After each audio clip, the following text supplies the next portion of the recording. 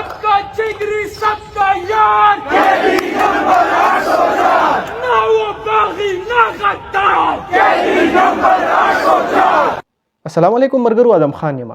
څنګه چې تاسو ټول ته پته ده د پی ایس ایل میچونه شروع دي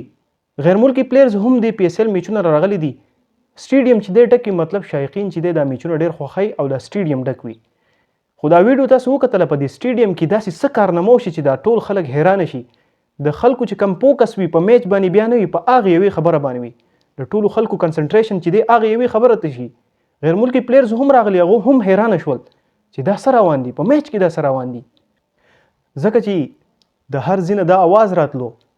چې قیدی نمبر 804 عمران خان په هر ځای کې دا आवाज وو په پاکستان کې په اول ځل باندې دا یو غټه کارنامه وشوه چې د داسې پالیټیشن نوم په سټیډیم کې راغلو او خلکو په سټیډیم کې چې دی د هغه نوم واخیستو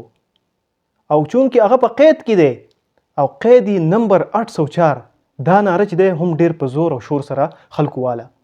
د پاکستان بچي دا ناره واله د دې نه معلومه دا شوه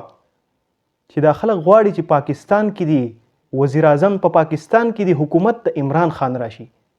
عمران خان هغه خوښوي نو ولې د عمران خان سره بیا زیاتې کیږي عمران خان ولې نه رها کیږي حقیقت ویل په دې کې ځکه پکار دی چې خلک عمران خان خوښوي چې خلک عمران خان خوښوي وټونه ورکوي نو دغه سره دان لیولې کیږي وزیر اعظم ولې نه جوړیږي دا وټونه خو هم د خلکو ورکړي دي که نه خلک وایي چې مونږ له دې هغه وزیر اعظم راولي چې کم مونږ سلیکټ کوو نو ولې دان لیکيږي ولې د عمران خان سره زیاتې کیږي نو دا ویډیو تاسو وکتله په دې کې هر بچی د پاکستان چې څومره هم خلک راغلی دی سټیډیم ته هغه ټول دا په دې ویډیو کې ظاهروي چې زمونږ عمران خان لیډر دی بل څوک مونږ وزیر اعظم چې دی نه تسلیمو عمران خان دی وزیر اعظم جوړ کړي شي که فرض که بل پالیټیشن وي او د هغه دغه شان چغې والې شوي وي نو بالکل دا کسان چې دی دا به نه ګرفتار کېدل خو د عمران خان چې کله پکچر راشي یا چې کله څوک نارې ووایي د هغه سره بیا ظلم کېږي هغه بیا نیولی کېږي هم خو مونږ نور په دې کې هېڅ هم نه وایو ځکه چې ټول کم حالات چې کم دي ټولو خلکو ولیدل مخې ته د خلکو راغلل چې چاته ګناه دی په دې کې څوک صفا دي د چا سره دانلې کېږي د چا سره دوکه کېږي د چا سره ظلم کېږي او ټول تاسو زمانه ډېر ښه پوهېږئ څنګه چې تاسو ته پته د پی ټي وي سپورټس باندې نن سبا میچونه نه چلیږي ولې نه چلیږي ځکه چې کله یو میچ شروع د هغې په دوران کې یو کس د عمران خان تصویر چا چوت کړی یو پینس او د کیمرا هغې ته صرف فوکس وه هغه تصویر په هغې پی ټي وي سپورټس باندې راغلی په دې وجه پی ټي وي سپورټس باندې اوس میچونه نه وي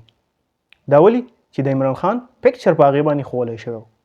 دا ویډیو تر اخره پورې وګورئ دا نارې چې دي تاسو پخپله وکتلې دا ویډیو د ملګرو سره شیر کړئ ډېره مننه مهرباني د الله په امان